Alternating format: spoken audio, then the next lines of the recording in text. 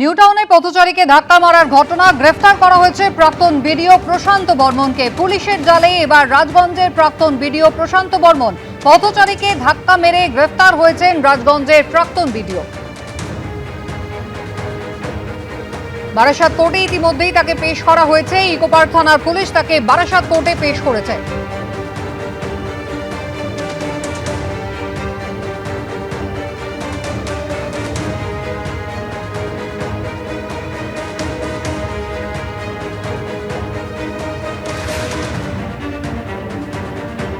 প্রশান্ত Barman arrest হয়েছেন এবং এই মুহূর্তে সরাসরি আমরা যে ছবি দেখাচ্ছি, প্রশান্ত বর্মনকে নিয়ে পুলিশ আধিকারিকরা এখন কিন্তু বেরোচ্ছেন। মূলত এখনো পর্যন্ত বিধাননগর কমিশনারেটের তরফ থেকে যেটা বলা হচ্ছে যে গতকাল রাতে তিনি যে র্যাশ ড্রাইভিং করেছেন সেই মামলাতে তাকে পুলিশ আধিকারিকরা অ্যারেস্ট করেছেন। যে খুন এবং অপরাধমূলক ষড়যন্ত্র এবং আরেকটা যে কমপ্লেন তার এগেনস্টে ছিল, যে কমপ্লেনের এগেনস্টে তার এগেনস্টে ওয়ারেন্ট বেরিয়েছিল, সেই অভিযোগে বিধাননগর ডিডি আজকে বারাসাত আদালতে অ্যাপিল করবেন। প্রশান্ত বর্মনকে অ্যাপিল করতে পারেন প্রশান্ত বর্মনকে নিজেদের কাস্টাডিতে নেওয়ার জন্য। তবে আবার আমরা বলছি, প্রশান্ত বর্মন গ্রেফতার হয়েছেন। রাজগঞ্জের বিডিওকে পুলিশ গ্রেফতার করেছে। গতকাল রাতে যে ঘটনা বিশ্ব বাংলা সরণি ইকোপার্ক পুলিশ স্টেশনের সামনে ঘটেছে, সেই মামলাতে প্রশান্ত বর্মন অ্যারেস্ট হয়েছেন। এর আগে যে কাণ্ড তিনি ঘটিয়েছিলেন, স্বপন কামিল্লা মার্ডার কেসের মূল অভিযুক্ত এই প্রশান্ত বর্মন, সেই মামলায় দীর্ঘদিন পলাতক অবস্থায় ছিলেন। স্বাভাবিকভাবেই একটা প্রশ্ন ছিল যে তাহলে কি পুরনো মামলাতে পুলিশ গ্রেফতার করলো? বিধাননগর কমিশনারেট বলছে পুরনো মামলা বিধাননগর ডিডির মামলা, সেটা বিধাননগর গোয়েন্দা পুলিশ সেই মামলা করছে। সেই মামলায় প্রশান্ত বর্মনের হয়ে আজকে ডিডি কোর্টে মুভ করতে পারেন। আমি আবার বলছি, ডিডি বিধাননগর গোয়েন্দা পুলিশ আদালতে মুভ করতে পারেন। পুরনো মামলায় যেহেতু এই পলাতক অভিযুক্তকে পাওয়া গেছে, কিন্তু ইকোপার্ক পুলিশ স্টেশন এই মুহূর্তে অ্যারেস্ট করে তাকে যে কোর্টে নিয়ে যাচ্ছে সেটা হচ্ছে মূলত গতকাল রাতে থার গাড়িতে ইনটক্সিকেটেড অবস্থায় তিনি যে কাণ্ড নিউটাউনে ঘটিয়েছেন তার প্রেক্ষিতে অ্যারেস্ট হয়েছেন এবং সেই গ্রেফতারির জন্য এই মুহূর্তে পুলিশ আধিকারিকরা তাকে বিধাননগর কোর্টে নিয়ে যাবেন এবং বেলেবেল সেকশনে কেস হবে। দেখো সরাসরি ছবি দেখাচ্ছি। প্রশান্ত বাবু, আপনার এগেন্সটে তো ওয়ারেন্ট আছে। দেখো দেখো মুখে মুখে বালিশে, ভগবানজি মুখে বালিশের কভার বিধাননগর পুলিশ বার করে নিয়ে গেল প্রশান্ত বর্মনকে। রাজ্যে পালাবদলের পর থেকে এখনো পর্যন্ত ইস্তফা দিয়েছেন 7টা পুরসভার মোট 115 জন তৃণমূল কাউন্সিলর, যার মধ্যে নবতম সংযোজন হলো ডায়মন্ড হারবার পুরসভা। 16 জনের মধ্যে 8 জন কাউন্সিলর পদত্যাগপত্র দিলেন মহকুমা শাসকের হাতে। ফলে তৃণমূলের বিপর্যয়ের পরদিন প্রকাশ্যে চলে এলেও ডায়মন্ড হারবার মডেলের কঙ্কালসার চেহারা। প্রথমে বিধানসভায় বিপর্যয়, পরাজিত খোদ মমতা বন্দ্যোপাধ্যায়, হাতছাড়া সাম্রাজ্য। এরপর ফলতায় সামনে চলে এলো অভিষেক বন্দ্যোপাধ্যায়ের ডায়মন্ড হারবার মডেলের কঙ্কালসার চেহারা। হাতছাড়া হলো প্রাণ ভোমরা সংখ্যালঘু ভোটও। আর এরই মধ্যে জেলায় জেলায় পুরসভায় ইস্তফা দিচ্ছেন তৃণমূলের কাউন্সিলররা।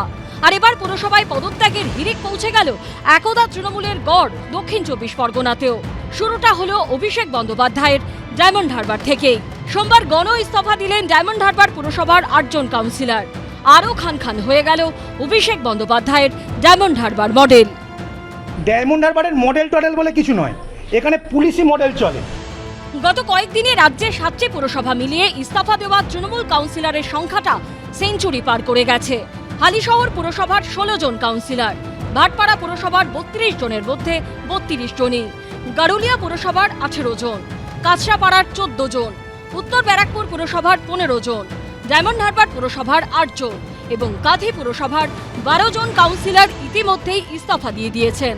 সোমবার কাউন্সিলরদের ইস্তফার হিড়িক পৌঁছে গেছে ডায়মন্ড হারবার পুরসভা পর্যন্ত। ডায়মন্ড হারবার পুরসভায় মোট আসন 16, সবকটি আসনই ছিল তৃণমূলের দখলে। এর মধ্যে ইস্তফা দিলেন 8 জন কাউন্সিলর।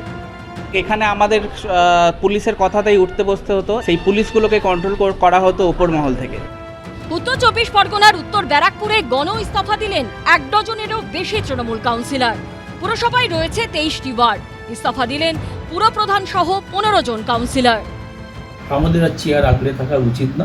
আমরা অ্যাডমিনিস্ট্রেটর বসিয়ে দেব ইমিডিয়েট। আমরা সিএম সাহেবকে বলেছি, মাননীয় মুখ্যমন্ত্রীকে অ্যাডমিনিস্ট্রেটর বসাবার জন্য। সোমবার গারুলিয়া পুরসভায় ইস্তফা দিলেন আরও 7 জন কাউন্সিলর। এই নিয়ে 21 জনের মধ্যে ইস্তফা দিলেন 18 জন তৃণমূল কাউন্সিলর। একজন তৃণমূল কংগ্রেসে আছে, আমি ছিলাম না, উনি বলেছেন আজকে আসতে পারবেন, কালকে করে দেবো। দিকে দিকে তাসের ঘরের মতো ভেঙে পড়ছে তৃণমূল পরিচালিত বিভিন্ন পুরভোট। তবে কি রাজ্যে এবার পুরভোট শুধু সময়ের অপেক্ষা? গৌতম মণ্ডল ও সমীরণ পালের রিপোর্ট, এবিপি আনন্দ। ফলতার ফলে তৃণমূলের শোচনীয় পরাজয় ঘটেছে। ভেঙে খান খান হয়ে গেছে অভিষেক বন্দ্যোপাধ্যায় ডায়মন্ড হারবার মডেল। আর এই হারে রেশ কাটতে না কাটতেই এবার ভাঙন ধরল ডায়মন্ড হারবার পুরসভায়। যে পুরসভার 16টি আসনের সবকটি ছিল তৃণমূলের, সেখানে 8 জন কাউন্সিলর সোমবার পদত্যাগ করলেন।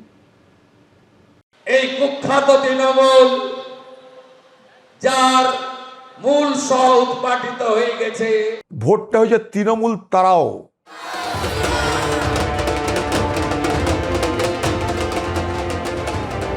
হারাধনের একটি ছেলে কাঁদে ভেউ ভেউ, মনের দুঃখে বনে গেল, রইল না আর কেউ। তৃণমূলের এখন কার্যত এই অবস্থা।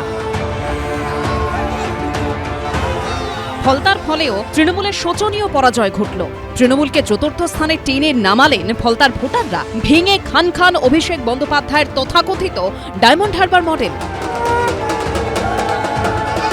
ভাইপো বাবু এলেন না কেন প্রচারে? পুনর্নির্বাচনের আগে নিজের একদা গড়েই প্রচারে যাননি অভিষেক বন্দ্যোপাধ্যায়। নিজের সেনাপতিকে একলা ছেড়ে দিয়েছিলেন। সেই সেনাপতিও আবার রণে ভঙ্গ দিয়ে ভোটের আগে পালিয়েছিলেন। শেষ অবধি ফলতার পুনর্নির্বাচনের ফল বেরোতে দেখা গেল বিজেপি প্রার্থী দেবাংশু পাণ্ডা ভোট পেয়েছেন 1,49,666টি, যা 71% বেশি। দ্বিতীয় স্থানে উঠে আসার সিপিএম প্রার্থী শম্ভুনাথ কুর্মী পেলেন 40,645টি ভোট, অর্থাৎ 19% সামান্য বেশি। ফলতার কংগ্রেস প্রার্থী আব্দুর রাজ্জাক মোল্লা 10,084টি ভোট পেয়েছেন, যা প্রায় 5%। আর একেবারে চতুর্থ স্থানে নেমে গিয়ে তৃণমূল প্রার্থী পেলেন মাত্র 7,783টি ভোট, শতাংশের বিচারে যা 4-এর কাছাকাছি। অর্থাৎ গোহারা হারল তৃণমূল। জামানত বাজেয়াপ্ত হলো তাদের। যে ডায়মন্ড হারবার মডেল নিয়ে একসময় এত গর্ব অহংকার ছিল অভিষেক বন্দ্যোপাধ্যায়ের, তা কার্যত শেষ হয়ে গেল। মডেল কিছু নেই, মডেল ভেঙে চুরমার হয়ে গেছে। আর এই হারের রেশ কাটতে না কাটতেই এবার ভাঙন ধরল ডায়মন্ড হারবার পুরসভায়। যে পুরসভার 16টি আসনের সবকটি ছিল তৃণমূলের, সেখানে 8 জন কাউন্সিলর সোমবার পদত্যাগ করলেন। আমাদের সাংসদ অভিষেক বন্দ্যোপাধ্যায় আছেন, তাকে জানানোর পরেও এখানকার পুলিশ যেভাবে কোটি কোটি টাকা তুলেছে, অনৈতিক কাজ করেছে, আমি বাংলার মুখ্যমন্ত্রী শুভেন্দু অধিকারী মহাশয়ের কাছে নিবেদন করব আপনি সঠিকভাবে তদন্ত করুন। 2021 সালের বিধানসভা নির্বাচনে ফলতা থেকে 40,000-এরও বেশি ভোটে জয়ী হয়েছিল তৃণমূল। 2024 সালের লোকসভা ভোটের বিধানসভা ভিত্তিক ফল অনুযায়ী ডায়মন্ড হারবার লোকসভা কেন্দ্রের অন্তর্গত ফলতায় 1,68,000-এরও বেশি ভোটে এগিয়েছিলেন অভিষেক। কিন্তু মাত্র 2 বছরের ব্যবধানে সেখানেই লক্ষাধিক ভোটে হারতে হলো তৃণমূলকে। এখনো যদি ওনার লজ্জা বলে কোনো কিছু থাকে, তাহলে অবিলম্বে পদত্যাগ করা উচিত সাংসদ পদ থেকে। আজকে সাংসদ পদ থেকে যদি নিজেই নিষ্কৃতি চেয়ে নেন, তাহলে আমার মনে হয় অনেক বড় লজ্জার হাত থেকে উনি মুক্তি পাবেন ভবিষ্যতে। ফলতায় মুসলিম ভোট প্রায় 30%। সেই ভোটের বড় অংশই এবার তৃণমূলের হাত ছাড়ল, চলে গেল সিপিএম কংগ্রেসের দিকে। ফলতায় রেকর্ড হার, সেই সঙ্গে সংখ্যালঘু ভোটও হাতছাড়া হওয়া। তৃণমূলের কাছে আরও বিপর্যয়ের আশঙ্কা। গৌতম মণ্ডল ও দীপক ঘোষের রিপোর্ট, এবিপি আনন্দ। এবিপি আনন্দ, এগিয়ে থাকে, এগিয়ে রাখে।